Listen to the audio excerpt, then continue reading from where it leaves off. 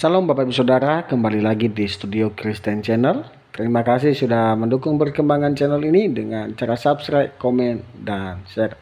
Bapak Ibu Saudara, pada kesempatan kali ini kita akan mendengarkan debat-debat antara apologet Kristen Indonesia bersama polemikus Islam. Mari kita dengarkan debat ini dan mari kita simak dengan baik. Selamat menyaksikan. Tuhan Yesus memberkati kita. Saya campur, mama saya Nasrani, papa saya Muslim. Saya nanya Anda, saya nggak nanya mamamu. Ini yang jelas ya perkataan saya. Anda Islam atau Kristen, kan saya nggak nanya mamamu. Saya nanya kamu. Iya. Nah, itu yang saya akan jawab. Islam atau Kalau Kristen, Bang? ditanya, ini sesuai apa? KTP? Oh, sesuai apa? Ini lah, Dek. Aduh, ya Allah. Oke, aku Islam. Nah gitu, kenapa sih udah malu? Nah, mak bawa emaknya, kayak nggak ada harga dirinya laki-laki bawa emaknya, dibawa ketek emaknya. Udah dewasa kan, punya KTP kan, masa masih bawa emak? Janganlah. Oke, silakan. Mau nanya apa, Bang? Mungkin aku lebih ke apa yang membuat perbedaan, karena dalam setiap agama itu kan pastinya kan mengarahkan ataupun menjerumuskan untuk hal-hal yang kebaikan. Nah, sementara yang saya lihat tadi mungkin beberapa orang agak sedikit bersinggungan tentang apa itu kemerdekaan ataupun tentang pembebasan daripada Palestina. Nah, sementara itu yang menurut saya yang perlu kita lihat case di sana adalah soal tentang kemanusiaan seperti itu. Nah, kira-kira gimana nih pendapat kakaknya? Kalau misalnya ada yang perbedaan tentang pendapat. Saya mau nanggepin dulu statement dari awal ya. Semua agama menjerumuskan kepada hal-hal yang baik. Saya tidak setuju untuk itu karena Islam sendiri tidak menjerumuskan orang-orang kepada hal yang baik. Contoh An-Anfal ayat 12 atau ayat 29 ya. Maryam 83. Allah sendiri tuh menyesatkan gitu loh. Mengutus setan untuk menyesatkan. Tentu Allah tidak menjerumuskan orang itu kepada hal yang baik gitu. Walau niatnya ya pada akhirnya akan merujuk kepada neraka gitu kan, Maryam 71. Nah, kalau masalah di Palestina, saya juga mendukung dalam hal kemanusiaan. Saya nggak ada membela-bela Israel gitu loh. Nggak penting bagi saya. Penjahat itu tetaplah penjahat gitu. Bahkan kami sendiri ya tidak pernah berdiri, orang Kristen terutama tidak pernah berdiri atas dasar membela orang yang berbuat jahat gitu. Membela orang yang membunuh gitu, itu nggak ada. Orang Kristen tidak demikian. Jadi kalau masalah Israel dengan Palestina itu ya memang masalah mereka, masalah tentang apa namanya, wilayah ya, politik lah tepatnya gitu. Kalau saya nggak mau membela siapapun, ngapain, karena bukan orang Kristen juga yang menyerang Palestina ya kan. Kalau kita ini ya, kalau kita merujuk kepada pernyataan Anda tadi gitu ya, saya melihat ada sedikit kebaikan lah di dalam hati Anda, walau Allah itu sebenarnya tidak mengajarkan kebaikan juga sama Anda. Itu aja bro. Ada yang mau ditanggepin? Silakan.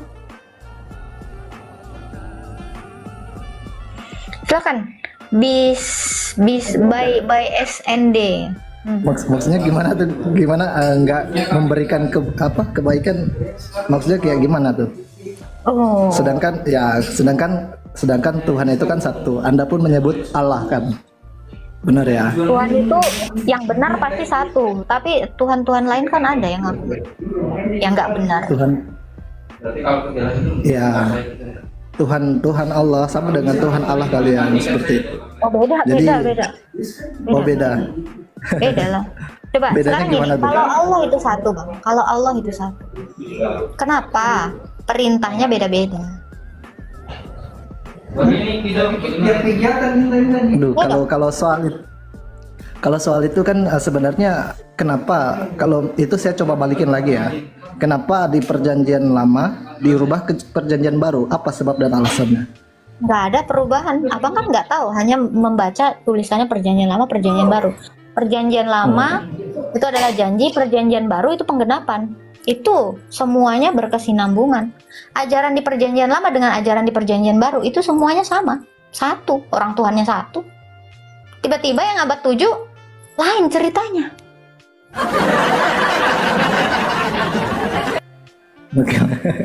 Iya. Kalau Tuhannya Musa dengan Tuhannya bangsa Israel itu sama, satu. Perintahnya sama. Lah ini kenapa? Contoh ya, saya ambil satu contoh ya, kurban, masalah kurban aja. Di dalam perjanjian lama itu Tuhan memerintahkan kurban itu di bait Allah, di mesbah. Di perjanjian baru juga demikian, di bait Allah, karena tubuhmu adalah bait Allah. Nah, tiba-tiba di Islam sendiri, kenapa kurbannya di tanah tergeletak sembarangan? Ini aja udah beda gitu. Ini nggak? Benar nggak, Bang? Enggak, kalau itu aku nggak bisa komentar karena Mungkin bukan nggak ahli tahu, ya. mungkin nggak tahu. Ya, aku bukan ahli kitab, jadi mungkin kita bisa berkaca daripada kemanusiaan aja. Mungkin kalau soal agama kayak gitu udah ada ahlinya sendiri. Saya juga mungkin nggak bisa terlalu kesana ya. Kalau kurban itu dimakan atau dibakar, Bang? Kalau di Islam? Dimakan. Nah ini kurban itu dari zamannya Adam, anak-anaknya ke Kain Habel itu kurbannya dibakar habis gitu, di tempat Allah di mana menunjukkan tempatnya gitu. Ini kenapa jadi dimakan, Bang?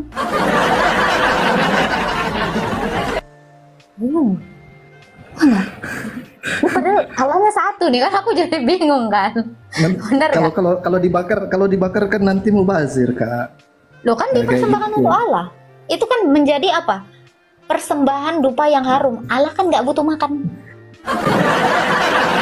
Jadi persembahan yang harum itu menyenangkan hati Allah. Gitu. Hal-hal yang menyenangkan hati Allah. Iya, makanya kata saya, kalau Anda bilang mubazir itu adalah haknya Allah. Yo, kalau hak Allah ya mau diapain ya jangan dibilang mubazir.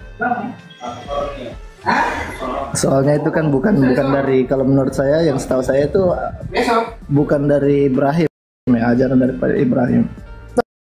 Abraham juga mengorbankan anaknya itu dibakar. Makanya kan waktu Abraham membawa Ishak, dia bawa kayu. Dia bawa kayu, anaknya itu disuruh manggul kayunya itu di Bukit Moria, di bukit yang ditentukan sama Tuhan. Itu mau dibakar itu. Memang kurban itu dibakar dari zaman Abraham. Lo tiba-tiba kenapa jadi dimakan rame-rame? Tempatnya pun sembarangan gitu. Nah ini, ya kan? Beda kan? Kalau Tuhannya satu gitu loh. Aku mungkin nggak bisa terlalu banyak, soalnya nggak terlalu paham ya tentang. Karena itu. memang di Mungkin Quran lebih pun ke nggak ahli. ada kan? Karena memang di Quran juga nggak ada. Wajar nggak tahu. Iya benar. Quran Kalau itu ada kan siapa, Bang? pasti kalian bisa mengerti dong. Kalau seandainya di Quran ada, ya nggak mungkin kurban sekarang itu disembelih di sembarang tempat, dimakan, direndang, di sate. Iya. Masalahnya kan karena nggak ada, makanya kalian nggak tahu tutorial berkurban. Tapi Bang Bay SND ini dia baik sih orang. Itu. Ya saya hargai. Bang, kira-kira kenapa kamu masih Islam, Bang, sampai sekarang, Bang? Penasaran? Boleh nggak tahu?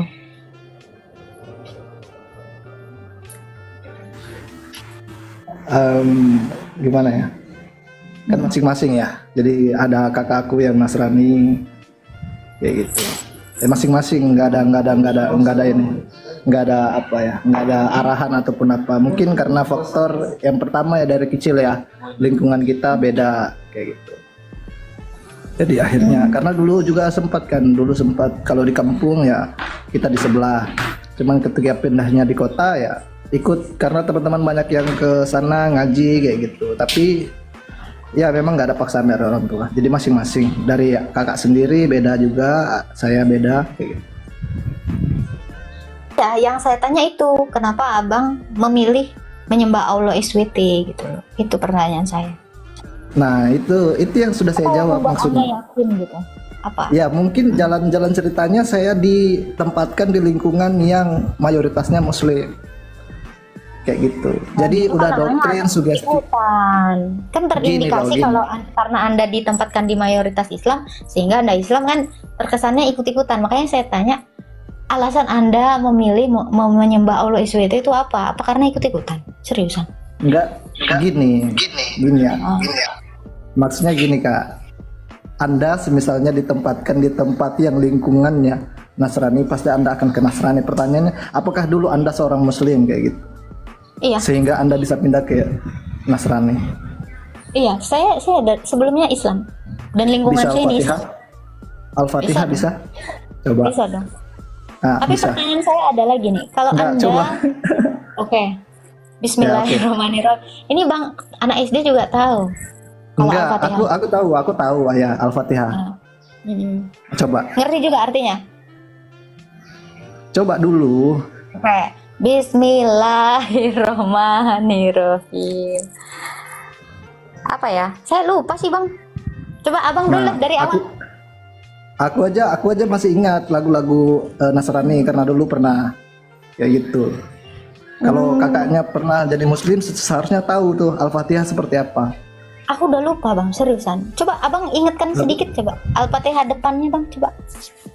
Auzubillahi minasyaitonirrajim. Bismillahirrahmanirrahim.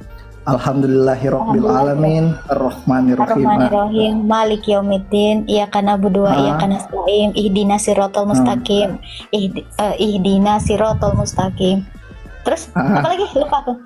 An'amta alaihim ghairil maghdubi alaihim waladdallin. Amin, itu kan. Ya, kayak gitu. Iya, cuman saya udah lupa itu. Seriusan. Kalau Anda cuma sekedar ngetes saya dulunya Islam atau enggak dengan ngetes Al-Fatihah, terlalu receh Bang. Oh, terlalu receh. Iya, KTP saya bisa saya tunjukkan Islam. Itu, makanya saya bilang saya nggak mau maksa. Saya bilang ingat gitu Al-Fatihah itu.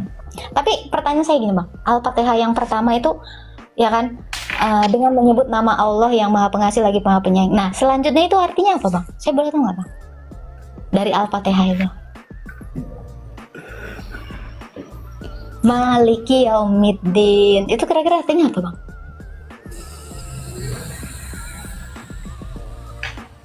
Gitu. Iyyaka na'budu wa iyyaka nasta'in. Artinya apa, Bang?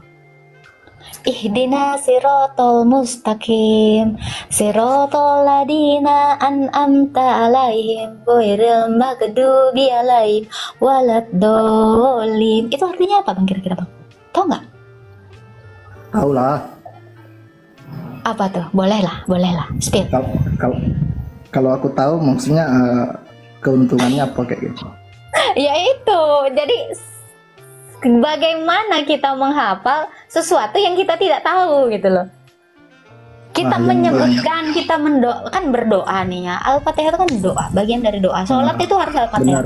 Kita kenapa menyebutkan sesuatu yang kita tidak tahu gitu? Kayak baca mantra nggak sih? Iya dong. Nggak, coba kayak Hompim Palayung Gambreng gitu kan. Ada yang tahu artinya? Nggak ada Bang. Karena emang nggak ada artinya kan Hompim Palayung Gambreng itu. Ada. Artinya innalillahi wa innalillahi rojiun. Masa dari sih? Allah kembali ke Allah, itu Hompim Palayung Gambreng. Nah, sekarang saya tanya, Al-Fatihah ini ada nggak sih yang paham dalam teks yang bahasa yang kita mengerti itu, dalam bahasa Indonesianya sendiri gitu loh. Coba. Ya kalau dengan menyebut nama Allah lagi Maha Pengasih lagi Maha Penyayang, ya itu udah tahu ya, Bismillahirrahmanirrahim ya kan. Alhamdulillahirabbil alamin. Ar-Rahmanir-Rahim. Apa artinya? Ini banyak yang nggak tahu loh. No. Aku makanya kalau orang ngetes, aku pernah mantan Islam, nggak itu caranya.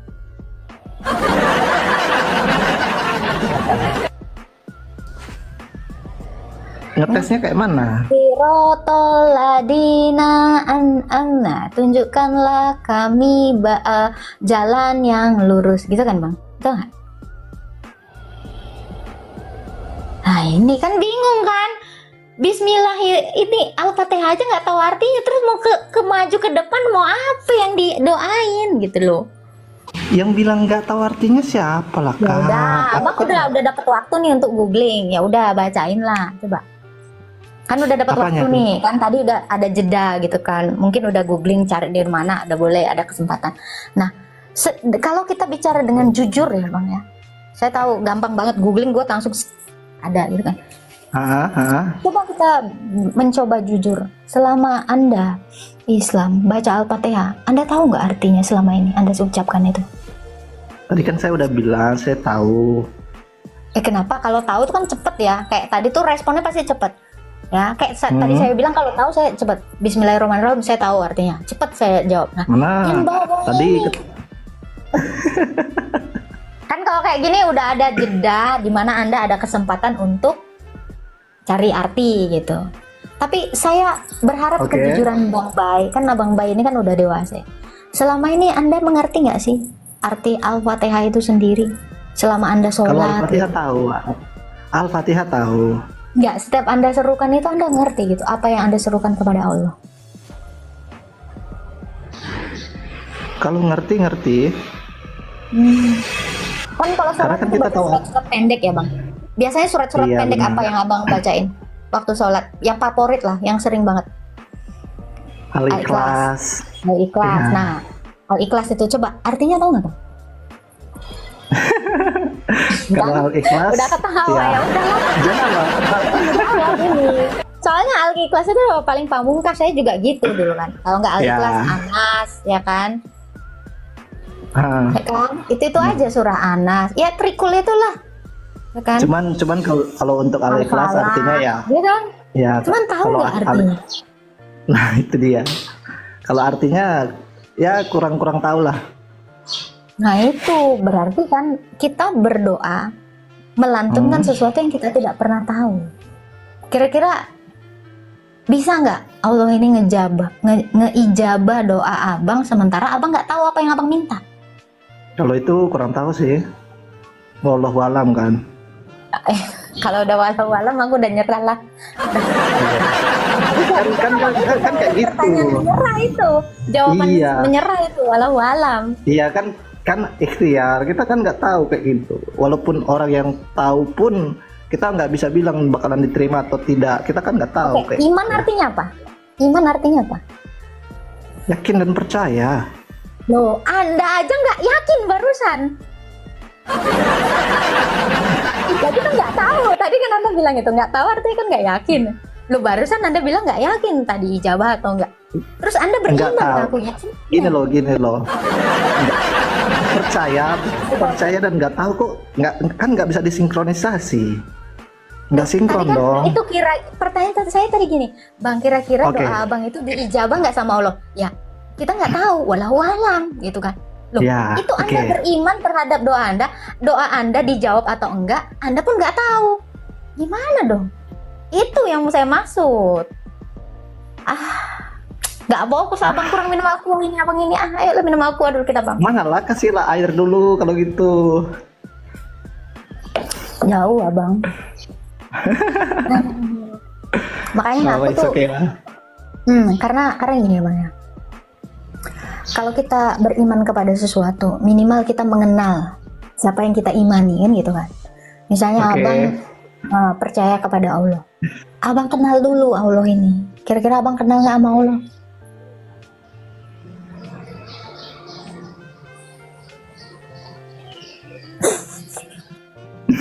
Nah ini kan bingung kan kalau ditanya kan.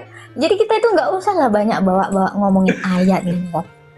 Kita Enggak, aja, aku kita nggak. aja gini ya bang ya, kita aja ya bang. Aku nggak ada Memutuskan bawa untuk ayat menikah. kak. Oke. Sorry. Ya, contoh ya, kita aja memutuskan untuk menikah. Minimal kita itu kan hari gini ya, nggak musim lagi ta'aruf ya kan. Nggak musim lagi nikah mut'ah, nikah apalah dijodohin gitu kan. Hari ini, hari-hari sekarang ini aja. Nggak mungkin orang menikahi pasangannya tanpa mengenalnya. Setuju nggak bang? Baik. Setuju, kan ada perjodohan. Nggak setuju, kan tadi ada udah saya perjodohan. bilang. Ini makanya nggak nyimak abang ini. Minum aku sana Aku udah nyimak. kan yang hari-hari sekarang ini bang, saya bilang kan, di luar dari konteks nikah mut'ah, nikah dijodohkan, nikah apalah itu, ya kan. Hari-hari sekarang ini kita itu nggak mungkin menikahi seseorang tanpa kita mengenalnya, betul nggak?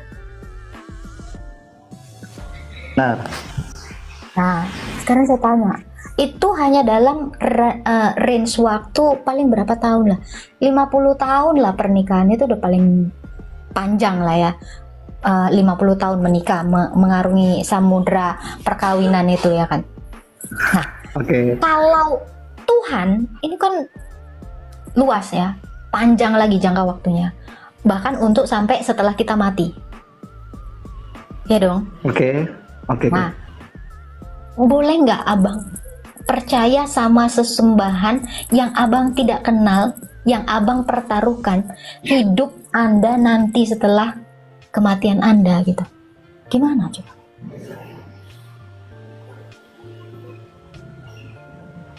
Anda aja kalau nikah harus kenal dulu. Ini kok bisa-bisanya Anda menyembah Allah tanpa Anda mengenalnya gitu loh. Apakah hanya asal ikut-ikutan? Apakah hanya asal percaya?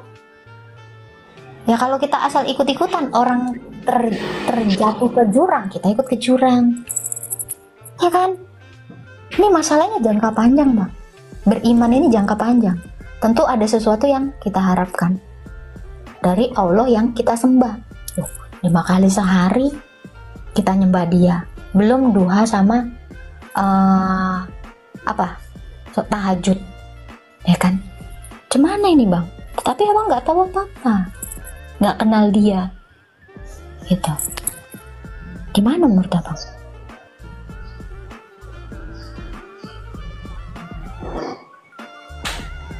Gimana ya?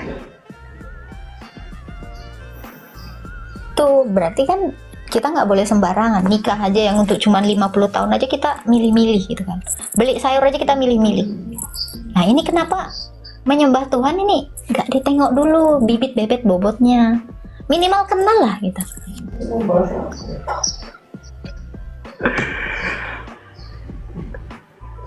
Gini.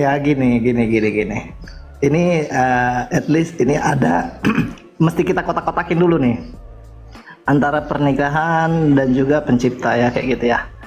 Kalau mungkin exemplarnya kayak pernikahan dan pacaran ya, it's okay lah. Tapi ini kan jauh-jauh banget gitu. Karena kita diciptakan itu kan hanya untuk menyembah. Ya, kayak gitu. Kita diciptakan di dunia kan hanya untuk kita menyembah kepada Sang Ilahi atau menyembah Tuhan, ya kan? Tapi kalau disinkronisasi ataupun di compare dengan pernikahan, itu kayak nggak make sense. Kira-kira abang takut nggak kalau ternyata abang salah menyembah Tuhan?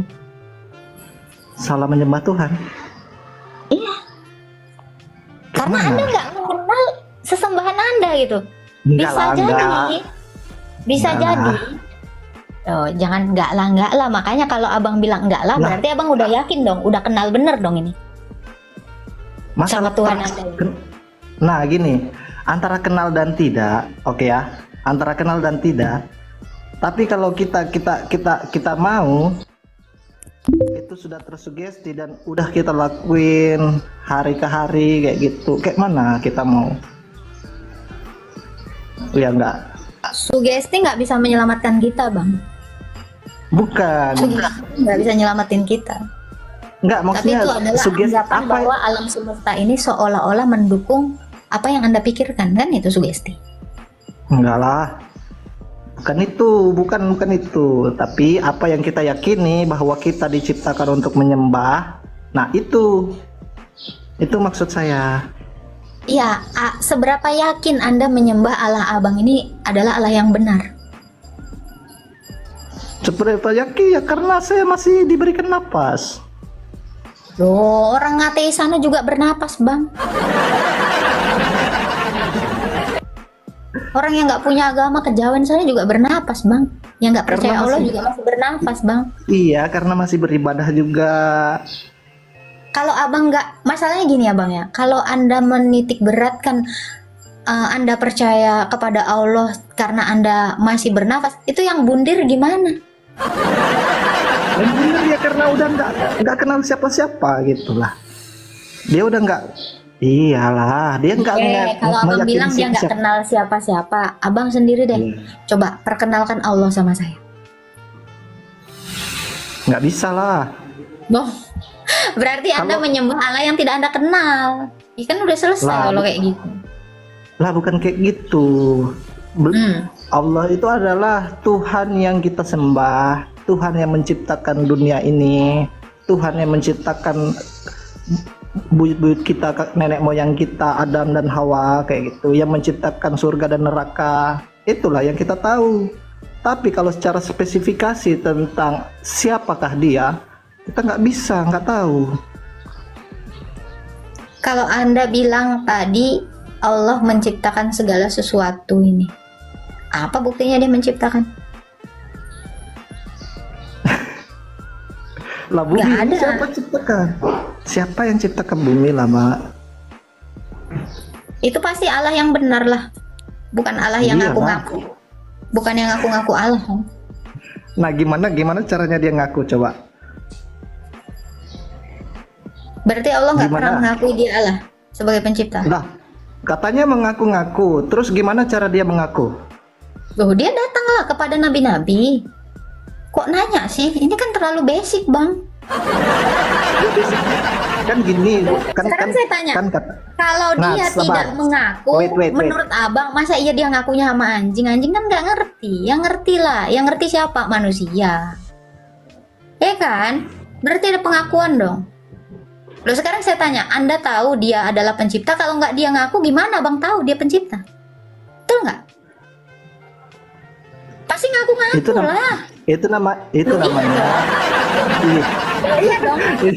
Abang tahu dari mana Allah itu Itu pencipta kan- kalau dia nggak ngaku? Ini logika, Itu kan ini tuh- logika. Oke, itu logikanya. Berarti sama dong. Apa tuh? Sama dong. Sama apa? Maksudnya yang di Sama situ apa? juga kan harusnya kan mengakui kan? Lu Tuhan saya nggak ngaku-ngaku bang. Inilah Masa pertanyaan, sih? makanya inilah pertanyaan sebentar. Inilah pertanyaan Ahmad Dedat, diteruskan Zakir Naik, diteruskan semua polemikus Islam. Di mana Yesus mengaku Tuhan? Ngapain ngaku-ngaku? Jawab kan sama jawabanmu sendiri kan? Nah itu bang, makanya saya bilang Enggak lah, pengakuan itu gini. apa pentingnya tanpa bukti? Gini loh, kacamata Iya. kita itu beda. Kacamata kita itu beda, ya. Salah, kalau kita Apapun- pakai logika ya kacamata kita sama. Tadi Oke, abang kita bilang, pakai logika. untuk apa Tuhan ngaku-ngaku? Sebentar. Tadi abang bilang, untuk apa Tuhan ngaku-ngaku? Kalau Allah tidak ngaku, abang tahu dari mana dia pencipta? Ya itu kan firmannya turun. Berarti dia ngaku dong. Melalui firman dia ngaku dong, bener nggak? Bukan nggak, dia pengakuan, tidak ada pengakuan di dalam situ. Hanya menyembah, Ya, diciptakan saya tanya, Anda tahu dari mana Allah itu menciptakan alam semesta ini? Orang dia nggak ngaku kok abang bisa-bisanya bilang yang nyiptain alam semesta ini dia. Orang dia aja nggak ngaku kalau gitu. Itu kan dari ajaran, itu kan dari ajaran Quran kita, sendiri. Kak. Nih, tadi ada abang bilang ya, di Quran sendiri Allah nggak ngaku kan dia sebagai pencipta, betul nggak? Kapan saya bilang gitu? Oh, berarti ada pengakuannya. Ada lah. Oh ada. Diakui. Ini Diakui, katanya nggak guys. ada. Gimana? Nah itu. Kalau sekedar mengaku-ngaku tidak bisa Lah, bukan- membuktikan ya itu saya juga bisa ngaku. Bahaya nih, Aku sih sebenarnya. sabar. Ini bukan mengaku-ngaku ya, bukan mengaku-ngaku, itu beda konteksnya, kayak gitu. Bang, tadi kan Allah kan pernah berfirman bahwa Dia menciptakan langit dan bumi, betul ya? Di sini ada ya. Saya juga tahu itu. Ya itu kan Di dia. Al-Baqarah. Oke, Betul ya? oke. Oke. Hmm. Ini ada abad berapa, Bang? Al-Quran. Mushafnya. Kita kita mengenalnya baru di abad 7 kan, betul nggak? Abad 7 kayak mana? Apa bukti dari abad 7? Loh, sekarang saya tanya, Quran baru ada abad berapa? Aku nggak tahu. Loh, Islam sendiri baru ada abad berapa? Sebelum Masehi lah. Kok sebelum Masehi? Negara mana yang udah Islam sebelum Masehi, Bang? Astaga. Bangsa mana coba ya? Ini ya Bang, saya kasih tahu ya Bang. Sebelum Muhammad memperkenalkan Islam, itu kakeknya aja pagan Quraisy, Bang. Dari mana ada Islam? Ah, kau pun. Mana? Berarti beneran Abang ini cuma Islam KTP.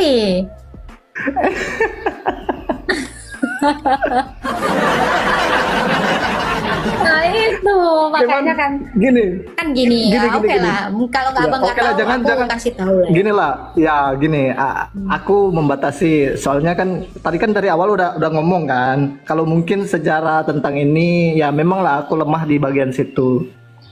Jadi kalau boleh kita secara logis aja kayak gitu, janganlah yang kayak gitu karena mungkin emang ini ilmu aku logika loh Bang. Iya. Enggak, ini saya ngomongin dari tadi saya ini basic loh. Ini logika loh Bang. Bang, kalau kita lihat di Google aja ya sejarah Islam. Ini kan logika. Namanya sejarah itu udah pasti logika, ya kan? Sejarah Islam itu aja baru berdiri itu abad 7, Bang. Jadi Allah mengaku dia mencipta itu baru abad 7. Ada yang lebih tua dari Allah yang sudah mengaku sebagai pencipta. Kita tahu ada Hindu, ada Buddha, ada Kristen.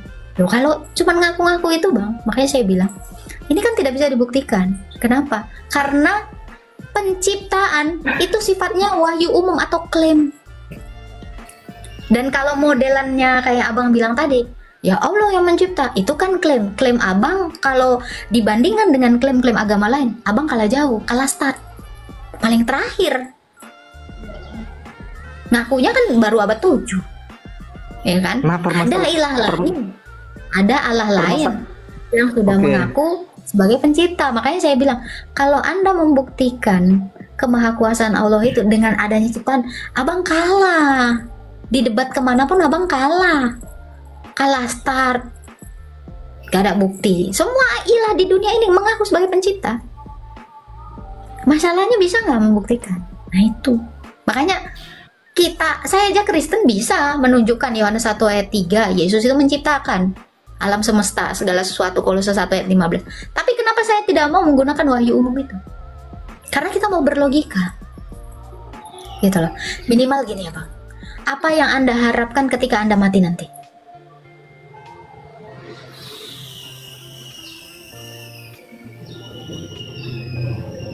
Tadi Abang sempat menarasikan ya. Saya percaya ada neraka, ada surga.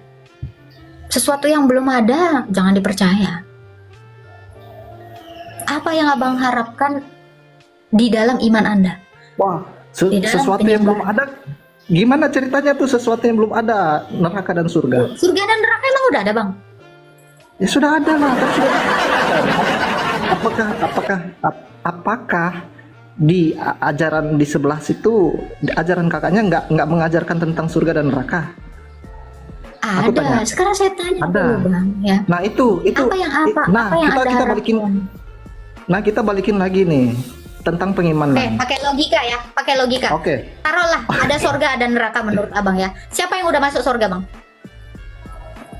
Tentulah para nabi dan rasul. Saya tanya. Para nabi dan rasul lah. Mana dalilnya? Para nabi dan rasul itu udah masuk surga.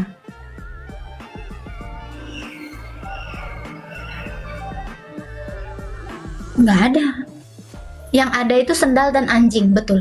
Sendal dan anjing itu udah masuk surga. Surah Al-Kahfi, ya itu ada.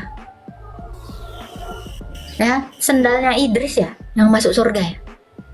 Nah itu. Sekarang saya tanya.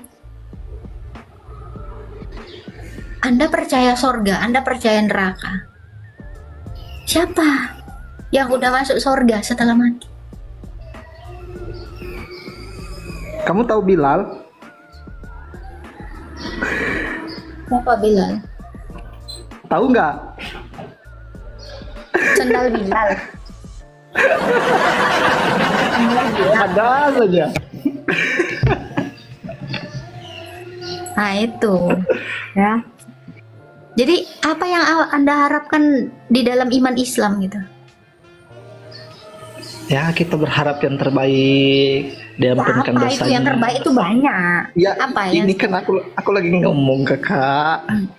Ya diampunkanlah segala dosa, diberikan khafiah, dipertemukanlah dengan junjungan besar Nabi Shallallahu Alaihi Wasallam.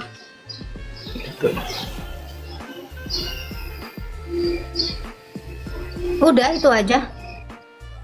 Ya selepasnya ikhtiar lah, karena kan kita hanya bisa berharap seperti itu, nggak bisa lebih.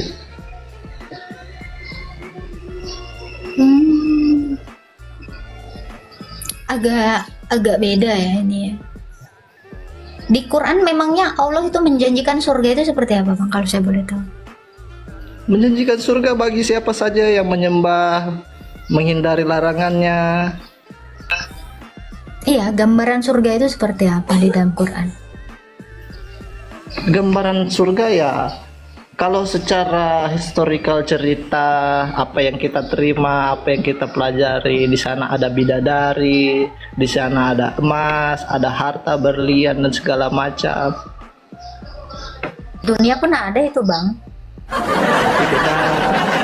Di dunia kan tidak ada bidadari, Mbak. Gambarnya itu emas itu ada, nih emas. Emasnya kan Kalau beda sekedar itu. emas. Iya kan sekedar emas, kan bidadari nggak ada. Bidadari. Bidadari, saya bisa jadi bidadari loh Bang. Saya aja bilang saya ini bidadari Bang. Oh, udah ada itu semua. Terus di sana kan kita bisa, nah itu ada yang bilang juga hidupnya kekal. Kekal, di neraka juga kekal loh Bang. Iya sama kan. Kan pertanyaannya di surga tadi. Kan Iya, kalau jawabanmu adalah kekal. Nah, ini ada yang nge-spill pesta seks ya. Benar nggak sih Bang itu? astagfirullah. Pesta seks nggak tahu ya. Itu nggak tahu, aku nggak tahu. Nggak ada ajaran tentang itu. Kalau emang dia ada dapat ajaran ya, berarti itulah yang dia pelajari. Oke. Nggak ada, aku nggak tahu kalau ada pesta seks, nggak ada. Ada di Anaba 33 itu ada. Tafsirnya ada Anaba itu Ustaz. Putar videonya Agatha, nggak usah lah, males aku. Nggak tegang 70 tahun kayak nggak penting. Nah itu tadi ya abang bilang ya, harapan abang ya dihapuskan dosanya. Kira-kira siapa yang sudah dihapuskan Allah dosanya Bang? Yang sudah dihapuskan dosanya salah satunya Nabi Muhammad SAW. Ada juga Dalil. Nabi Isa alaihissalam. Enggak, dalil dulu. Dalil kayak mana? Tadi kan Siapa? kita ngomongnya, nah kita bicarakan soal logika. Ini balik lagi ke dalil. Kayak mana? Aku kan udah ngomong Sekarang tadi. gini Bang, oke, baik. Kalau Muhammad Oke. sudah dihapuskan dosanya, logikanya dia hidup lagi dong sekarang.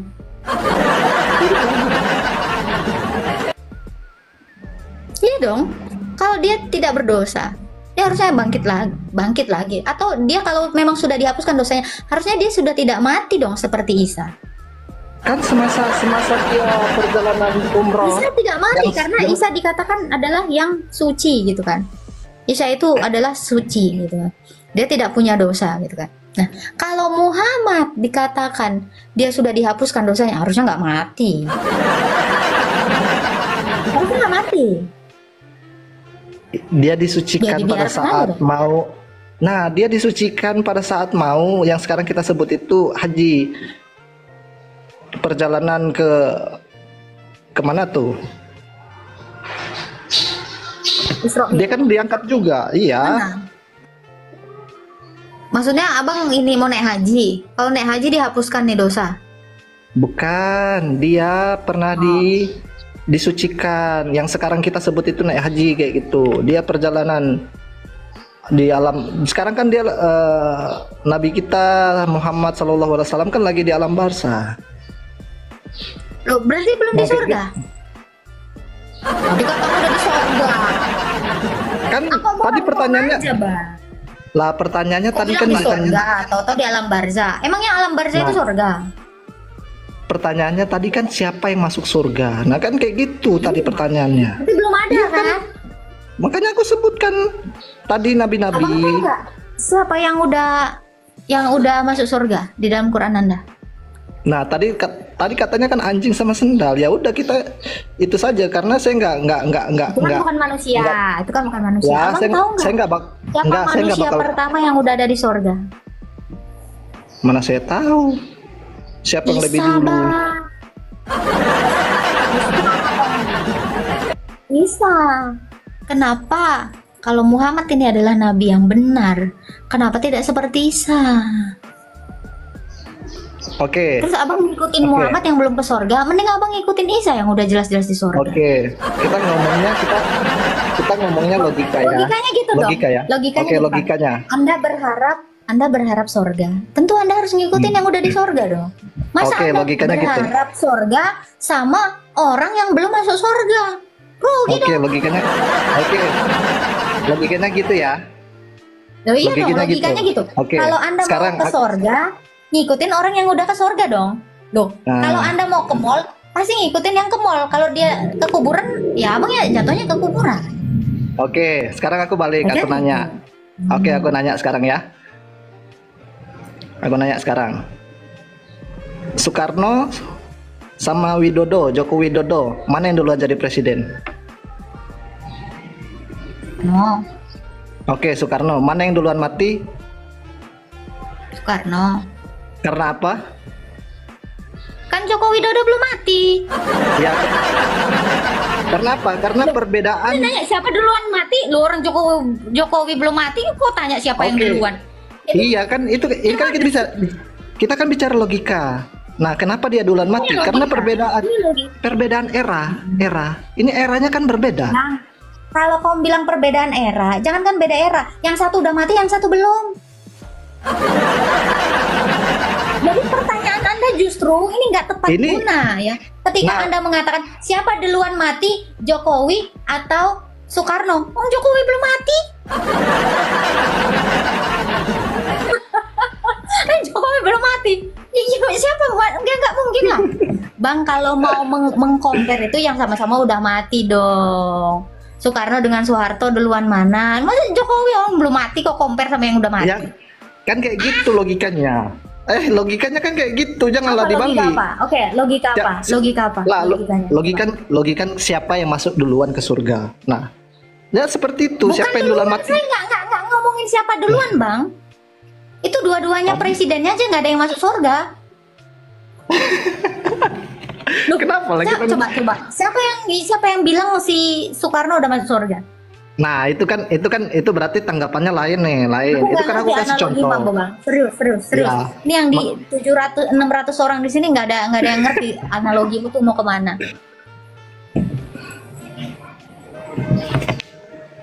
Nah, logikanya kan kayak gitu. Oke, Apa kan? tuh logika apa? Tadi Tahu. siapa yang duluan ke surga? Aku kasih contoh. Nah, siapa yang duluan mati? Kayak gitu. Kan perbedaan era antara Soekarno dan juga Joko Widodo. Jokowi belum mati. Ya, belum mati. Loh, antara Muhammad dengan Isa, gimana menurutmu? Menurutku gimana? Ya dua-duanya masuk surga lah. Loh, siapa yang bilang Muhammad masuk surga? Loh, analogimu Wah. yang satu aja belum mati. Tunggu bang, analogimu yang satu belum mati. Siapa yang udah masuk surga? Loh, yang analogimu nggak tepat dengan apa yang mau kamu ungkapkan tadi gitu loh. Aneh loh bang. Sekarang manusia sekarang siapa yang mau kita kasih contoh untuk masuk surga? Coba. Kalau mau Isa. di-compare. Kan udah Manusia. Isa manusia berarti ya. Isa memang bukan manusia. Saya tanya, Isa memang bukan manusia. Oh, dia nabi, dia rasul. Loh, Dia- ya udah. Kalau kau nanya siapa manusia yang udah masuk surga, ya Isa. Makanya ikutin yang udah masuk surga. Masa aku ikutin yang nggak masuk surga? Ini logika loh bang. Makanya tadi aku bilang, abang kalau mau ke mall ya pasti arahnya ya ngikutin orang-orang yang ke mall, jangan ngikutin orang ke sawah. Muslim. Saya nggak melihat adanya ibadah di dalam agama Kristen. Kalau Islam kan itu ada sholat berjamaah, haji ke Baitullah, gitu kan, puasa Ramadan, berzakat, terus berjihad, gitu kan. Ada ibadah fisik yang dilakukan di agama Islam, lihatan, ya kan, siarnya. Agama Kristen saya nggak ngeliat apa-apa. Pak, untuk apa ibadah fisik tapi hatinya busuk? Ups, maaf. Tunggu dulu. Lanjut. Terus Silakan. ibadah fisik gitu kan. Apakah agama Kristen itu bebas dari ibadah? Ya kan, dibebaskan sebebas-bebasnya, tidak pernah ruku, tidak pernah sujud. Nah, hanya hati jadinya. Gitu. Gimana itu menurut? Memang saya di lapangan saya nggak pernah gitu. Siap. Mau dijawab, Pak? Boleh. Ya, terima kasih ya. Yang pertama, orang Kristen itu nggak pernah ibadahnya di jalan, jadi nggak kelihatan. Orang Kristen itu kalau mau puasa nggak pakai toa, jadi nggak kelihatan. Nggak kedengeran lah ya. Jadi kayak nggak pernah puasa. Padahal orang Kristen itu puasanya lebih lama daripada orang Islam, ya. Terutama saya Ortodoks. Puasa saya itu hampir kurang lebih 6 bulan. Dan ini juga masuk dalam masa puasa mengenang meninggalnya Sang Theotokos. Kami masih berpuasa hingga sekarang ini gitu. Karena kebetulan saya sakit, jadi saya belum bisa berpuasa gitu ya. Jadi orang sabar. Ini mau saya jawab, Anda nanyanya panjang baru jawab semenit udah dipotong. Sabar dong ya. Kalau Anda mengatakan apakah orang Kristen itu tidak pernah sujud, ruku, berarti Bapak belum nengok ibadah saya yang FYP sampai 30 jutaan orang. Ya. Jadi jangan dibilang orang Kristen itu nggak pernah sujud, nggak pernah ruku, nggak pernah atau dibebaskan dari hal-hal peribadatan, tidak. Ya, bahkan perjamuan kudus itu adalah peribadatan kami dan itu adalah perintah. Puasa itu adalah perintah. Dan ibadah sembahyang itu perintah. Itu adalah ibadah, ya. Jadi jangan dikatakan orang Kristen nggak pernah ibadah. Itu masalahnya.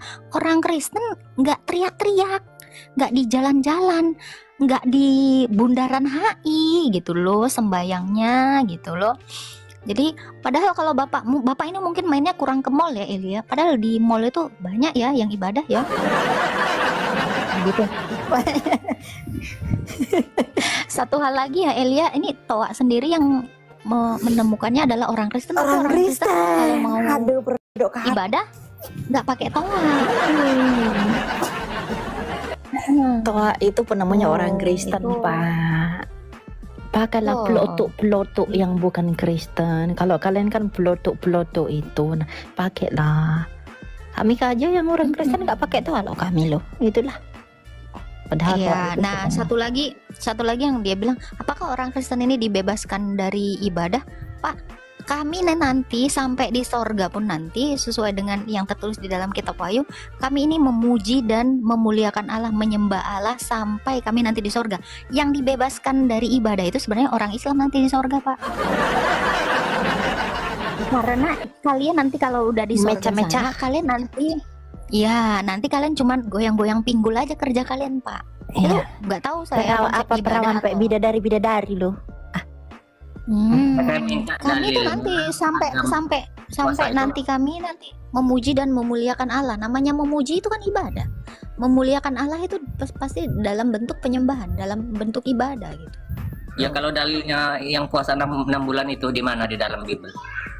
Puasa kami total itu hingga 6 bulan saya bilang ya. Jadi puasa kami itu ada puasa para rasul, ada puasa prapaskah sebelum menjelang Yesus itu disalibkan. Kami udah 40 hari 40 malam udah berpuasa. Menjelang Natal kami juga 1 bulan penuh puasa para rasul yang saya bilangkan. Puasa Rabu dan Jumat itu adalah kewajiban kami. Setiap Rabu dan Jumat orang Kristen itu berpuasa. Ya, hari Minggu sebelum perjamuan kudus kami berpuasa. Kalau di total itu kurang lebih 6 bulan. Total puasa kami. Tapi kami nggak teriak-teriak. Kenyataannya nggak ada yang ngelakuin itu. Jangan, kenyataannya waktu saya puasa kami tuh nggak sahur ya. Sahur, sahur, sahur. Beduk buka puasa. Buka Allahu Akbar ya. Allahumma lakas untuk nggak ada Pak. Jadi nggak ada yang tahu. Memang kayak gini ibadah itu memang dikatakan Yesus jangan seperti orang munafik di jalan-jalan, di gang-gang teriak-teriak supaya orang memuji kamu beribadah. Memang tidak seperti itu. Kalau kamu bilang nyatanya tidak ada Pak, kami yang ortodoks cuma ngakak aja nengok kalian. Dan puasa kami Pak, sabar. Dan puasa kami Pak, bukan pindah jam makan ya. Kami itu berpantang, tidak makan daging, tidak makan telur, tidak makan susu, tidak makan semua yang sifatnya hewani dan turunannya gitu ya. Jadi kami ini bukan berpuasa semua nanti pas buka rakus, geragas, apa aja kaki meja pun dimakan, nggak demikian. Selesai kami berpuasa, kami nggak ada sahur-sahuran. Puasa start dari maghrib itu kami udah berpuasa. Lalu kami selesai buka puasa Pak. Ya, sudah buka puasa, lanjut lagi puasa Mbak. Makanya kami bilang itu puasa kami tuh 40 hari 40 malam, bukan 40 siang. Bukan 30 siang. Malam siang malam. Bohong itu. Iya. Hah? Anda kan nanya gini kan. Anda kan nanya, dalilnya ada. Yesus itu berpuasa 40 hari 40 malam. Makanya kami juga berpuasa 40 hari 40 malam. Loh kalau kamu bilang itu nggak berdalil, ada dalilnya gitu loh. Puasa kami itu seperti itu Pak. Jadi nggak ada puasa kami itu pindah jam makan. Pagi sarapan, maghrib nanti makan malam gitu. Cuman skip makan siang lah kalau dihitung kan gitu ya kan. Pindah jam makan toh. Itu namanya bukan berpuasa. Kami benar-benar berpantang gitu. Sekarang ini kalau Bapak nggak percaya ya, ini Pak Prof ini juga ortodok. Pak Prof, ini kita masa puasa mengenang kematian Sang Theotokos kan ya? Betul. Masih berpuasa. Ini saya kebetulan sakit. Kemarin tuh Romo bilang, nggak apa-apa kamu biasa. Boleh makan telur, boleh makan daging karena kamu lagi recovery. Itu. Kalau Pak Prof ini puasa. Rabu Jumat bener nggak Pak? Kita puasa. Rabu Jumat. Betul. Rabu Jumat terus. Sebelum perjamuan? Sebelum perjamuan hari Sabtu, nanti malam, nanti mulai sore puasa buat perjamuan kudus. Puasanya nggak diwajibkan kan? Cuman hanya sekedar wajib, nggak boleh karena di dalam itu semua dasarnya Alkitab. 1 Korintus 11 ayat 27. Hendaklah masing-masing orang menguji sebelum dia menerima tubuh dan darah Tuhan. Itu. Jadi harus puasa. Kalau ditanya tadi dalilnya pertama tentang orang Kristen bagaimana harus melakukan Anda tadi mengatakan gerak tubuh ya. Ibadah. Itu ada di 1 Timotius 4 ayat 7. Itu dikatakan latihlah dirimu beribadah. Kata latihlah di situ itu adalah gimnase. Tahu gim? Jadi betul-betul beribadah, bersujud, berdiri, bungkuk, itu memang diajarkan. Rasul Paulus waktu dia berdoa, itulah sebabnya aku sujud kepada Bapa. Kenapa harus sujud, bungkuk, berdiri? Karena itu mencerminkan sikap Kristus waktu di atas kayu salib. Ya, dia berdiri waktu dia menghadapi penyaliban. Bungkuk waktu dia diturunkan dari kayu salib, dan dia sujud itu sikap tubuhnya saat tertidur dalam kubur gitu. Yang kedua, puasa ya. Yesus mengajarkan kita untuk berpuasa. Dia berpuasa. Orang Kristen itu berpuasa 40 hari. Beda dengan Islam itu 30 hari. Entah dari mana itu dalilnya. Bahkan di dalam tiga buah hadis, Muhammad dikatakan oleh Aisyah sendiri, istri kesayangannya, dia nggak pernah berpuasa. Jangan bahas Islam dulu, saya ngomong apa dulu? Sabar dulu. Iya, sabar dong. Muhammad nggak pernah berpuasa, makanya saya tantang orang Islam tunjukkan bahwa dalilnya di mana Muhammad itu puasa. Waktu Fatul Mekah, Muhammad nggak puasa sebulan penuh. Itu terjadi pada saat bulan apa? Bulan Ramadan, ya. Ramadan tiba, nggak puasa. Bukan gitu. Ramadan nggak puasa. Ramadan. Bahkan ya, puasanya orang Kristen, saya nggak bilang ini puasa orang Ortodoks. Puasa orang Kristen itu selalu 40 hari. Itu bisa kita lihat di mana? Ada di dalam Al-Baqarah 183. Di situ dikatakan sama Allah, ya, berpuasalah sebagaimana orang-orang yang sebelum kamu. Sebelum Islam apa coba? Sebelum Islam? Yahudi kah? Enggak, Kristen. Oh, bukan pagan Quraisy, Bro. Nah, baca Al-Baqarah 183 itu dalilnya. Tapi perbedaannya apa? Saya ceritain ya. Mungkin ini Pak Zaid ini kan penulis Al-Qur'an, tapi sepertinya nggak tahu isi Al-Qur'an. Di dalam Al-Baqarah 183 itu perintah puasa. Berpuasalah sebagaimana orang sebelum Islam apa? Nasrani, ya. Nah, akhirnya waktu puasa ini mulai dijalankan. Puasa kan baru dijalankan itu pada saat Muhammad sudah pindah ke Madinah. Waktu di Mekah Muhammad nggak pernah memerintahkan umatnya untuk puasa. Waktu di Madinah.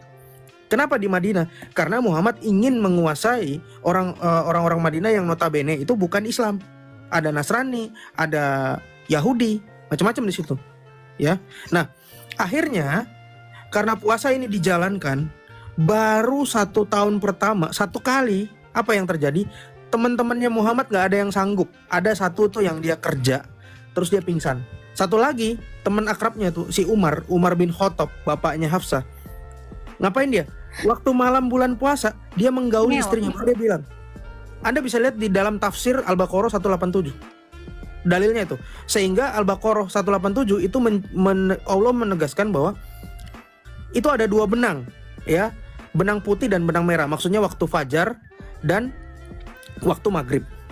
Nah, setelah maghrib, kalau kamu sudah berbuka puasa, kamu diperbolehkan menggauli istrimu dari arah mana saja. Dari arah mana saja itu sebetulnya di Al-Baqarah 223. Tunggu, Prof. Berarti sebelumnya malam itu mereka sebenarnya harusnya puasa kan? Puasa sama seperti kita. Kita kan Kristen puasa buka puasa, terus puasa lagi kan malamnya. Puasa lagi. Jadi selama 40 hari itu bertarak, nggak ada hubungan suami istri, nggak ada makan gitu. Nah, tapi kalau Islam, awalnya dia ngikut, tapi orang Islamnya nggak sanggup, sehingga Umar request ke Muhammad, Rasulullah, aku tadi malam menggauli istriku, gimana nih? Padahal ini lagi bulan puasa, bulan Ramadan. Terus apa yang dilakukan Muhammad? Muhammad langsung menurunkan wahyu, ayat langsung Al-Baqarah 187 turun. Silakan dibuka Al-Baqarah 187 itulah. Kenapa orang Islam begitu buka puasa ya, hura-hura ya, bukber, malamnya itu ngiwiu sama istrinya. Sementara kalau orang itu datanya. Itu, Bang. Iya. Nggak cocok, Pak. Berarti kan Pak bilang nyiwi. Nggak cocok. Dikoreksi oleh Islam. Nggak siang malam puasa itu yang sebenarnya itu dari Allah itu cukup dari fajar sampai maghrib, itu loh maksudnya itu cukup, jangan siang malam memberatkan diri nanti Loh, situ. Asbabnya tadi itu, Pak. Iya. Akan kita tunjukin aja mungkin ya. Siap. Kita tunjukin Nah, ini kita ajak mereka untuk ini bukti bahwa ajaran tapi puasa kalian itu Prof, meniru yang orang kemarin Kristen. Prof bilang itu ya. Prof, Apa tapi tuh? yang Prof bilang itu hijab itu ternyata badan, itu ternyata benar ya. Aku baru lihat itu dari Pak Ustadz itu. Betul, dari Habib ya, Habib Kribo. Al-Baqarah 187. Habib Krebo. Kita buka ya. Ini saya juga insidental nih ngebukanya. Jadi kita lihat aja betul nggak apa yang saya omongin. Ada nggak apa-apa kok, saya cuma nanya sebentar aja.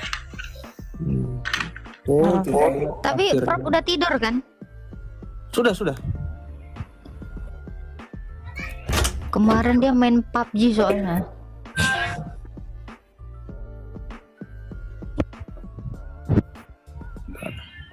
Ntar ya, aku liatin. Oke, ini kita buka ya. Awas nih, kepala botak saya kelihatan. Nah, ini dia. Ini Al-Baqarah, sebentar. Oh. Ini Al-Baqarah 187. Teman-teman sih bisa buka ya. Sapi betina ayat 187. Limit dulu Bang Ican. Ya. Di sini dikatakan ya, artinya dihalalkan bagimu pada malam hari puasa ngapain? Bercampur dengan istrimu. Ini bercampur. Mereka adalah pakaian bagimu dan kamu adalah pakaian bagi mereka. Allah mengetahui bahwa kamu, ini Allah ya, sangat pengertian sekali sama Umar. tidak dapat menahan dirimu sendiri, tetapi Dia menerima taubatmu dan memaafkan kamu. Maka sekarang campurilah mereka dan carilah apa yang telah ditetapkan Allah bagimu. Makan dan minumlah hingga jelas bagimu perbedaan antara benang putih dan benang hitam, yaitu fajar. Kemudian sempurnakanlah puasa sampai datang malam. Tetapi jangan kamu campuri mereka ketika kamu beriktikaf dalam masjid. Itulah ketentuan Allah. Maka janganlah kamu mendekatinya. Demikianlah Allah menerangkan ayat-ayatnya kepada manusia agar mereka bertakwa. Inilah ayat bahwa setelah buka puasa boleh mencampuri. Nah, asbabun nuzulnya apa? Kita lihat di dalam tafsir Ibnu Katsir. Saya kembali lagi bilang tadi saya ambil dari Qurano ya. Ini situs Kemenak ya, sub situsnya Kemenak, Kementerian Agama Indonesia. Kita lihat di Ibnu Katsir tafsirnya ya. Musa Ibnu Uqbah telah meriwayatkan dari Quraib dari Ibnu Abbas sepupu Muhammad yang menceritakan bahwa sesungguhnya orang-orang itu sebelum diturunkan perintah puasa seperti apa yang telah diturunkan kepada mereka sekarang, mereka masih tetap boleh makan dan minum serta dihalalkan bagi mereka menggauli istri-istrinya. Tetapi apabila seorang di antara mereka tidur, jadi setelah tidur kalau mau bangun itu nggak boleh lagi. Nih kita baca ya. Maka ia tidak boleh makan dan minum serta tidak boleh menyetubuhi istrinya hingga tiba saat berbuka keesokan malamnya. Jadi nggak boleh, awalnya itu nggak boleh berhubungan badan. Kemudian, perhatikan baik-baik teman-teman, sampailah suatu berita kepada kami bahwa Umar bin Khattab maksudnya, sesudah tidur dan wajib baginya melakukan puasa, maka ia bangun. Ini saya nggak tahu nih, bangun Umarnya atau Umar Junior nih yang bangun. Dan tolong dibaca tak? Waktu dia bangun ngapain si Umar? Menyetubuhi istrinya. Kemudian dia datang menghadap Nabi Saw ya, dan berkata, aku mengadu kepada Allah dan juga kepadamu atas apa yang telah aku perbuat. Jadi dia ngaku, semalam aku nggak sengaja nih ya menggauli istriku. Dimukul dong, aku bangunkan dimukul. Ya, Nabi Shallallahu Alaihi Wasallam bertanya, apakah yang telah kamu lakukan? Umar menjawab, sesungguhnya hawa nafsuku. Lihat nih kelakuan Umar ya. Yang disalahin hawa nafsunya nih, lihat. Sesungguhnya hawa nafsuku telah menggoda diriku. Wih. anjay. Akhirnya aku menyetubuhi istriku sesudah aku tidur, sedangkan aku berkeinginan untuk puasa. Maka mereka para sahabat menduga bahwa Nabi SAW pasti menegurnya dan mengatakan kepadamu, tidaklah pantas bagimu lakukan itu. Maka turunlah firman-Nya, Al-Baqarah 187. Alhamdulillah. Ini besti banget ya. Langsung turun ayat ya bestinya ya. Kalau berarti diringankan itu puasa kami itu.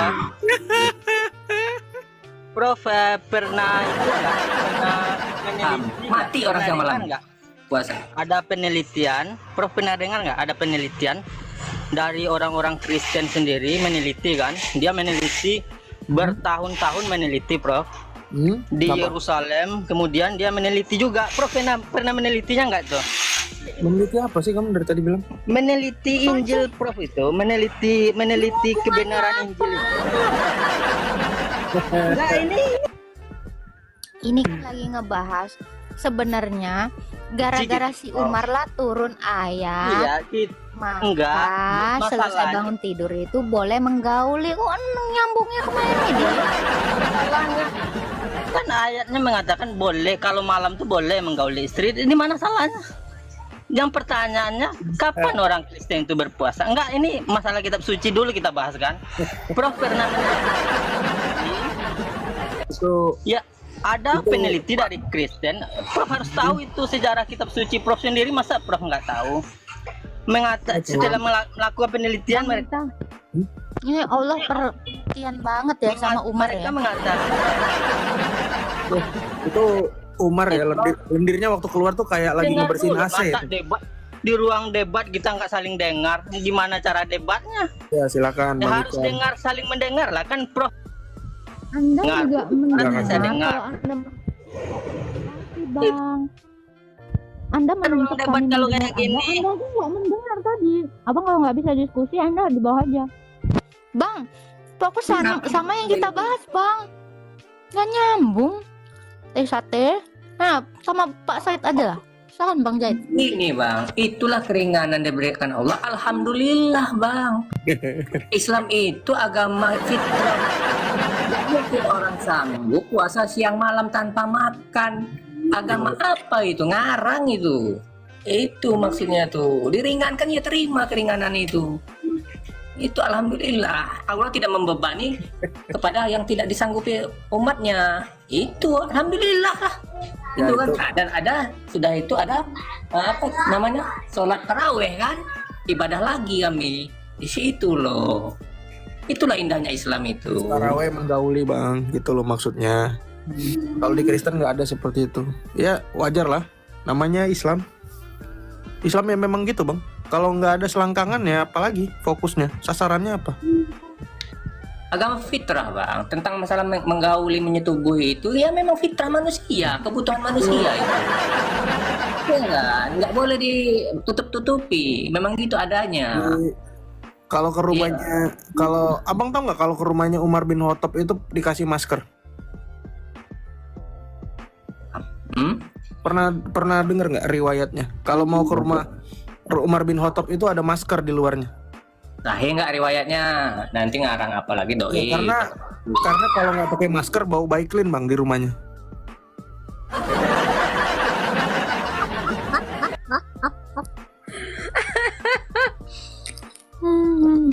Lucu ya.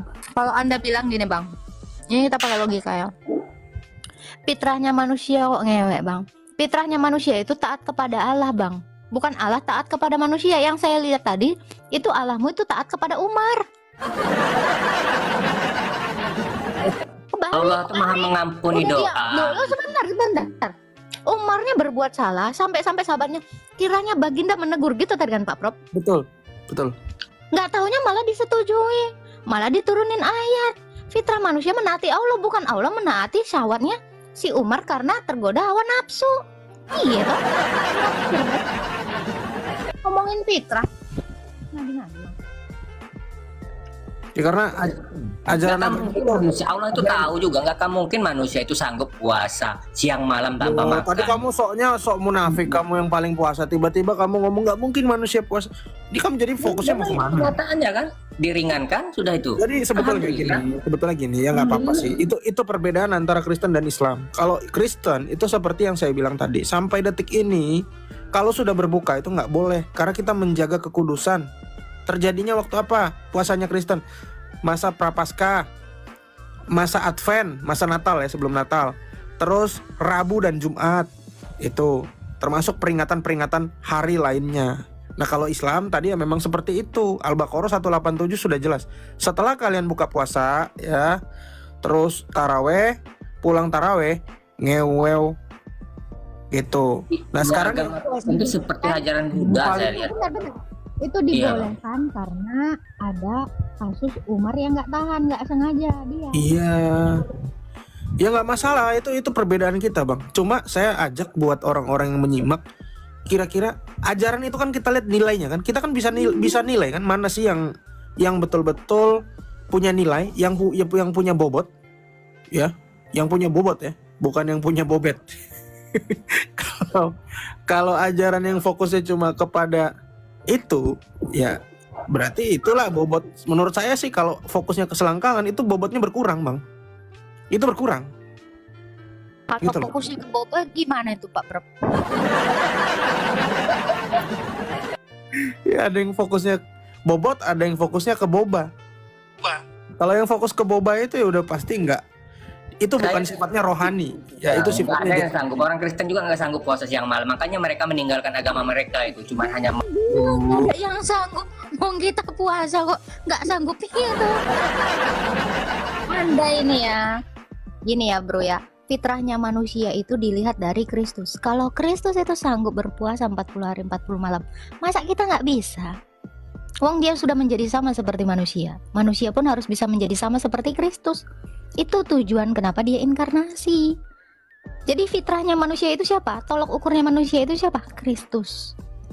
Seperti itulah fitrahnya manusia sebelum jatuh ke dalam dosa. Makanya saya bilang fitrahnya manusia itu taat kepada Allah, bukan Allah taat kepada manusia. Manusia aja taat kepada hawa nafsunya, Allah maha terus alamnya taat doa. kepada manusia yang taat kepada hawa nafsunya.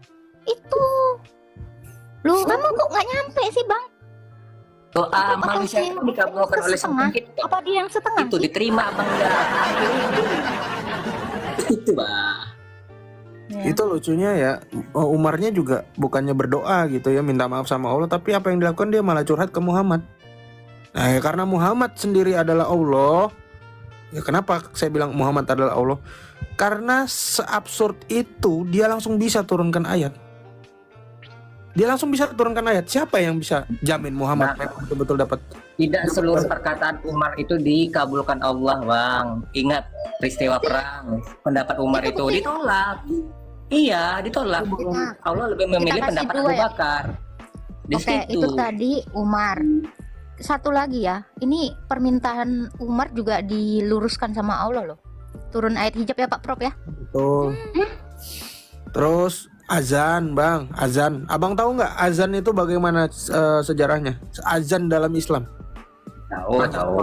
Oke, tahu. Boleh diceritakan? Saya pengen tahu dari abang gimana. Saya bawa buku. Iya. Mulai dari mimpi-mimpi para sahabat kan, dan akhirnya dia apa? Diterima. Itu mimpinya Allah, mimpinya Muhammad atau mimpinya sahabat Muhammad? Sahabat. Nah, Loh, kok bisa jadi Abang ayat? tahu. Kok bisa jadi ayat? Hah? Kok bisa jadi ayat? Kan disetujui oleh Allah setelah itu. Wah. Mimpi para sahabat. Gitu. Ayat Astaga. Allah nggak. Allah mau Berarti juga ayat kayak Tuhan terinspirasi. Ilham juga. Allah mau juga Sahabat itu kayak, kan kayak komite kredit ya, diajuin ya, dia approve apa enggak. Terus kalau dia approve langsung jadi ayat. Iya memang kayak gitu. Apa masalahnya di ACC itu enggak itu emang iya. Masalahnya di mana? Kalau Nggak ditolak apa-apa. ya enggak Nggak diterima. Nggak masalah, Kalau nggak diterima, masalah. Allah tuh seperti itu. Dia kalau misalnya yang kayak Kristen kan nggak diterima ya dikoreksi, ditegur. Kalau salah ditegur, kalau benar ya kalau dia terima. Nggak ada para rasul kami itu nulis itu berdasarkan mimpi kayak gitu, Bang. Malu-maluin, Bang, kayak gitu. Udah gitu yang mimpi bukan Muhammad lagi, yang mimpi temennya. Coba temennya siapa? Kalau menurutmu siapa itu? Mimpi siapa itu kira-kira? Iya, teman Muhammad yang mimpi ada bermacam-macam. Iya, siapa ya? Namanya. Saya kasih tahu ya teman-teman nih. Saya kasih tahu ya teman-teman. Ini buat teman-teman yang sakit hati. Setelah itu disetujui, saya bilang kan disetujui. Ada nggak perkataan sahabat yang tidak disetujui? Ada. Nah, itu ada. Contoh, 3 pemuda itu yang ingin sholat terus yang malam, puasa terus saban hari dan tidak menikah, itu ditolak itu. Ya karena Allahnya Muhammad. Menurut Muhammad itu nggak menguntungkan ya reject. Jangan berlebihan. Nah, itu. Kalau puasa berlebihan siang dan malam tidak pernah berbuka, di situ berlebihan. Ya Muhammad lah komite kreditnya karena dia adalah Allah. Makanya tadi saya bilang, kalau menurut pasti dia ACC, dia approve. Kalau Muhammad merasa itu tidak menguntungkan buat dia, ya dia nggak approve. Umar, kenapa Muhammad setuju dengan Umar? Karena Umar itu mertuanya Muhammad. Umar itu adalah anak buah Muhammad yang paling reaktif. Sedikit-sedikit perang, potong leher. Buat Muhammad itu suatu menguntungkan. Apabila satu permintaan Umar dipenuhi oleh Muhammad merasa untung. Karena apa? Artinya dia bisa memberikan sesuatu buat Umar, maka Umar juga bisa memberikan sesuatu buat Muhammad. Itu take and give. Itu transaksional, wahyu yang transaksional. Istilahnya seperti itu. Memang Nabi pernah berkata, jikalau ada nabi setelah diriku, maka Umar lah yang akan menjadi nabi. Memang kayak gitu. Memang Saya tanya. Khalifah kedua namanya siapa? Abu Bakar.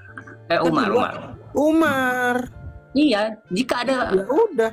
Berarti Banyak benernya. pengganti Muhammad, Perkataan Umar tuh banyak benernya emang. berarti pengganti Muhammad adalah Umar juga. Kecuali Umar nggak jadi khalifah, benar omonganmu make sense. Gitu. Nah itu yang lucu itu yang azan. Ini kasihan ya. Satu Indonesia ini kasihan bro. Indonesia tuh bukan cuma Islam doang. Semua orang Indonesia yang non Islam itu merasa bising, sakit kepala, kesemutan, pegal-pegal. Kalau apa? Kalau dengar azan, oh, terus harga rumah itu langsung anjlok kalau sudah dekat masjid. Itu Tapi asumsi itu. Kamu pergi ke bank ya, kamu tanya orang kalau jual rumah di sebelah masjid, harganya bisa naik nggak? Nggak bisa bro. Nggak bisa. Kasihan yang punya rumah, termasuk orang Islam sendiri. Saya nggak bilang itu orang Kristen. Tapi tahukah kalian orang-orang Islam dan orang-orang non-Islam bahwa ayat azan itu bukan dari pengalaman pribadi Muhammad, melainkan itu adalah mimpi dari teman Muhammad yang waktu itu mimpinya dia lagi mimpi terus ada lewat orang berbaju hijau jualan trompet. Ini dia mimpi ya ceritanya ini. Saya bisa bukakan bukunya. Ada orang jualan trompet. Nah, kamu salahkan aja kalau saya salah ngomong. Jualan trompet, terus orang ini pengen beli trompetnya. Terus yang jual trompet itu gimana? Ya, yang jual trompet ngomong apa? Buat apa kamu membeli trompet saya ini? Katanya gitu. Akhirnya si temannya Muhammad, ya saya nggak mau spill namanya ya, tapi bukan Umar orangnya. Saya nggak mau spill namanya. Temannya Muhammad bilang, sesungguhnya aku ingin membeli trompetmu untuk dapat mengumumkan panggilan sholat kepada kaum muslimin gitu. Jadi dia beli trompet untuk buat panggilan sholat. Awalnya panggilan sholat itu bukan azan maghrib, bukan, tapi adalah trompet. Nah terus penjual trompet tersebut itu ngomong apa kepada sahabat Muhammad? Dia bilang, kamu jangan beli trompetku, tapi aku ajarkan kamu bagaimana memanggil azan. Dia ngajarin apa? Ya, Allahu Akbar, Akbar. Nah, kata-kata itu adalah kata-kata. Dimute dulu dong, Bu. Aduh. Kata-kata itu yang dia dapat dari mimpi, itulah kata-kata yang dikopas dan menjadi seruan azan, termasuk azan maghrib. Gitu, Itu Pak. Awalnya gini yang benar itu ya. Saya buka Jadi buku ya. Silakan. Bentar, Gini, jadi yang benar tukang itu trompet gini. itu yang ngajarin. Tukang trompet itu yang mengajarkan teks Bukan gitu. bagaimana azan. Ini yang benar. Sebentar, saya Nabi ambil dan bukunya. para sahabat itu mengadakan musyawarah. Sebentar bang. Kok bisa nadanya seperti itu? Apa Kang trompet ini orang Yahudi ya Pak Prof ya? Karena orang Yahudi itu kan gitu kan, kalau mau beribadah kan Shema Israel Adonai Elohino itu kan. Betul. Ya nggak sih? Betul. Ulangan 6 ayat 4. Ya. Lanjut Bang. Yang benar. Bang Zaid, lanjut Bang Zaid. Ini saya pakai buku ya. Versi Bang Zaid. Ya. Kita uji. Yang benar tuh seperti ini. Silakan. Pada saat awal-awal itu kaum muslimin kan belum banyak kan, jadi orang tuh sholat datanglah pada waktu-waktu itu kan datang. Nah, terus kaum muslimin semakin banyak itu, maka sahabat punya ide bagaimana caranya agar kita bisa memanggil kaum muslimin untuk sholat, menyeru gitu kan, kita udah banyak nih gitu kan. Maka adalah yang berpendapat ayolah kita pakai trompet. Maka pendapat itu ditolak oleh Nabi. Jangan, itu adalah perbuatan orang Yahudi, ya kan? Ada juga lah yang berpendapat untuk pakai lonceng. Jangan, itu perbuatan orang Nasrani gitu kan, pakai lonceng, teng gitu ya. Nah, maka tidak ketemulah musyawarah pada hari itu. Dan lanjut musyawarah berikutnya. Ada yang mengatakan seperti ini, aku bermimpi gini lafaznya.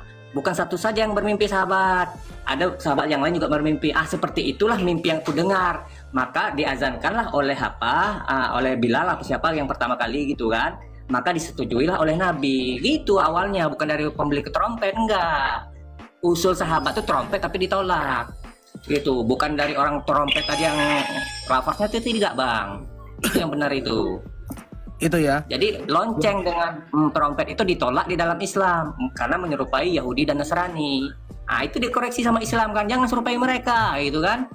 Mereka kaum pembangkang itu. Yang difokuskan tadi dari mana kata-kata azannya itu ditemukan. Itu loh, Mang. Iya, seperti itu, sahabat bermimpi. Bukan satu orang sahabat yang bermimpi, ada beberapa sahabat. Saya tanya lagi ketiga kalinya, dari mana kata-kata azan itu ditemukan, Bang? Ya udah, kalau ingin jelasnya saya cek dulu ya. Ingin jelasnya ya. Oke, cari dulu ya. Ini aku sekalian buka ya. Oke. Kita sama-sama belajar ya. Belajar Kristen maksudnya. Jangan belajar Islam, gak ada gunanya. Kita buka di dalam Sirah Nabawiyah. Ya. Oke, kita bisa baca di sini. Ntar, aduh.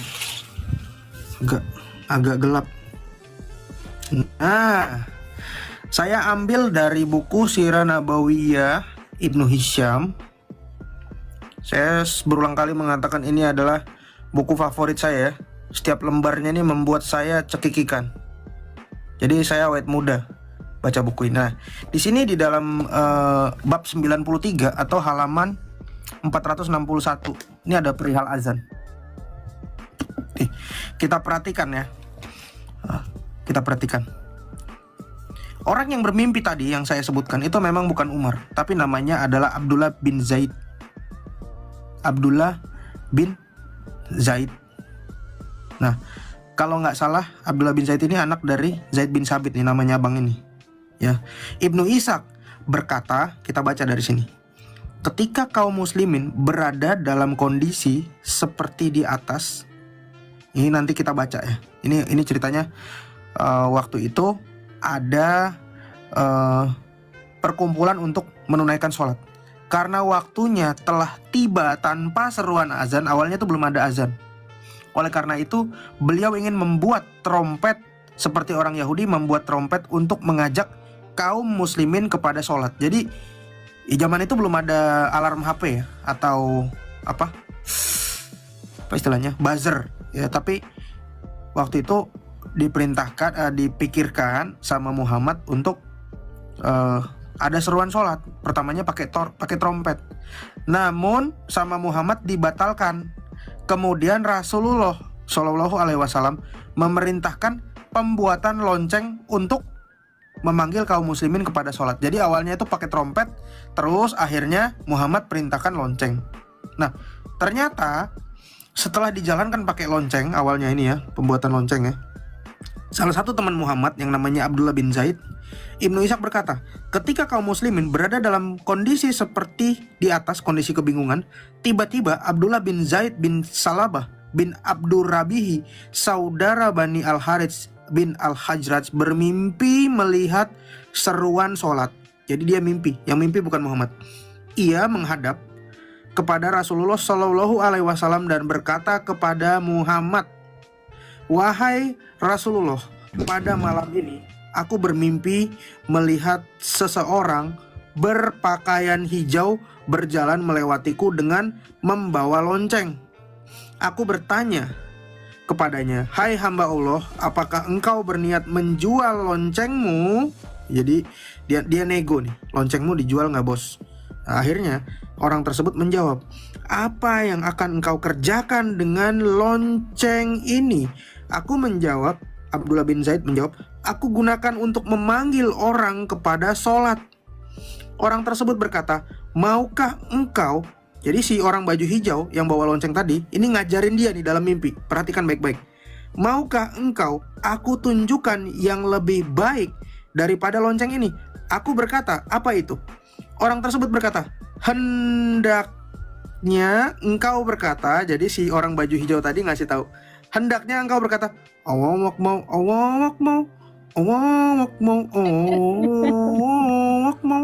asyhadu an la ilaha illallah. Jadi yang ngajarin ini orang ini dalam mimpi. Dalam mimpi kan? Apa masalahnya? Bukan yang loh, iya, bacaannya ini yang ngajarin orang nggak jelas. Ini yang kalian yang bikin rumah kalian harganya anjlok, talinya kalian sakit, ya. Yang ngajarin penjual trompet. Yang ngajarin Iya. penjual trompet yang hanya dari Tahu mimpi. dari mana? Apakah bagaimana kalau itu malaikat? Bagaimana Nggak ada disebutkan malaikat. Nggak ada disebutkan malaikat Malaikat. di sini. Nih, setelah Abdullah bin Zaid menceritakan mimpinya kepada Rasulullah, beliau bersabda, sesungguhnya itu mimpi yang benar insya Allah. Itu penjual trompetnya malaikat. Bajunya apa? Kan Bajunya warna hijau. Pahit-pahit aja kata, nggak apa-apa. Bentar dulu ini si Dadang. Malaikatnya lagi cosplay jadi tukang trompet. Yang ngajarin ini yang ribut di rumah kalian 5 kali sehari itu. Subuh bunyi, ya kan? Orang ortodok itu lebih dahulu ya sholat tapi nggak ribut kayak gini. Ini ternyata ajaran apa? Ajaran mimpi. Bantahin, bantah. Saya baru tahu ya ternyata Hansip itu terinspirasi dari tukang trompet. Kan Bajunya warna diajarin itu hijau. kan, ajarin perkataan itu ke Bilal langsung langsung di umat juga saya pernah bermimpi seperti itu, maka jadilah syariat. Ya nggak apa-apa kayak gitu, syariat seperti itu nggak apa-apa, disetujui kok oleh Nabi Muhammad. Itu loh cara berpikirnya gitu. Apa masalahnya? Apa masalahnya? Nggak Ya apa-apa, memang betul memang. itu. Emang harus pertanyaannya apa masalahnya? Agama mimpi ya emang ya, agama mimpi. Kan mimpi mana? Nabi Ibrahim pas apa itu menyembelih Nabi Ismail dari mimpi nggak apanya taunya? Nah makanya itu mimpi para nabi itu adalah wahyu. Bukan mimpi kita. Kalau mimpi kita ya wahyu. Kalau nabi wahyu mimpinya. Ini kayak lagu Marsanda gini ya, Bro. Penyesalanku semakin dalam dan sepi. Mudah-mudahan ini hanya mimpi. Hanya mimpi. Kalau Saya baru mimpinya tahu Bang Meta juga Abraham. nggak apa itu. Saya Nggak wahyu baru itu. tahu. Mimpi dari Bang setan. Bang Meta, bentar ya. Saya baru tahu Abraham hampir menyembelih Ishak itu dari mimpi. Perasaan saya baca berkali-kali nggak mimpi lah, Bro. Kok bisa ya cerita di sana kok jadi mimpi ya, Pak Prof? Itu Ibrahimnya Islam berarti beda. Oh, berarti ini bukan Abraham, bukan nenek moyangnya Israel ya? Bukan. Mudah-mudahan ini hanya mimpi. Aduh, Sabtu malam ke rumah. Galatia 5 ayat 16 sampai yang ke-26 mengatakan bahwa hidup menurut daging atau roh. Maksudku ialah hiduplah oleh roh, maka kamu tidak akan menuruti keinginan daging. Sebab keinginan daging berlawanan dengan keinginan roh, dan keinginan roh berlawanan dengan keinginan daging. Karena keduanya bertentangan, sehingga kamu setiap kali tidak melakukan apa yang kamu kehendaki. Akan tetapi jikalau kamu memberi dirimu dipimpin oleh roh, maka kamu tidak hidup di bawah hukum Taurat.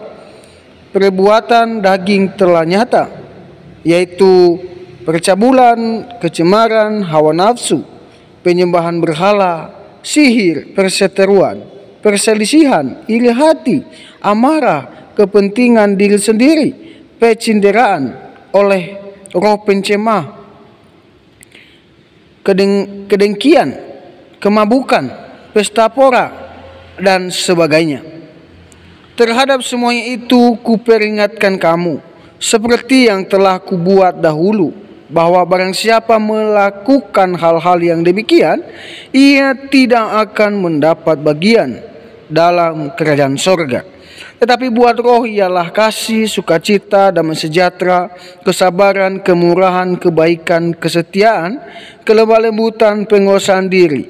Tidak ada hukum yang menentang hal itu. Barang siapa menjadi milik Kristus Yesus, ia telah menyalibkan daging dengan segala hawa nafsu dan keinginannya. Jikalau kita hidup oleh roh, baiklah hidup kita juga dipimpin oleh roh. dan janganlah kita gila hormat. Jangan kita saling menentang dan saling mendengki. Ya, dalam kebenaran firman Tuhan ini Bapak Ibu Saudara mengajarkan kita bahwa kita harus menjauhkan diri seperti yang disampaikan tadi, bahwa dalam percabulan, pencemaran, iri hati, fitnah, ya mari kita menjauhkan diri kita dalam hal itu karena tidak berkenan kepada Tuhan. Nah, dari debat yang sudah kita saksikan dan sudah kita dengarkan bersama, banyak orang yang menyampaikan sesuatu pernyataan mereka sesuai dengan pemahaman mereka tentang Yesus. Tetapi itu salah. Karena kenapa? Kembali lagi kita kepada Alkitab. Alkitab menyampaikan bahwa Yesus Kristus adalah Tuhan. Dia adalah jalan, kebenaran, dan hidup. Tidak ada jalan melalui Bapa kalau tidak melalui Dia, yaitu Yesus. Maka dari itu percaya kepada Yesus, maka hidup akan selamat. Dan kalau tidak percaya Yesus, engkau akan binasa. Maka dari itu bertobat dan percayalah kepada Yesus. Itu saja yang mungkin bisa saya sampaikan. Sampai jumpa.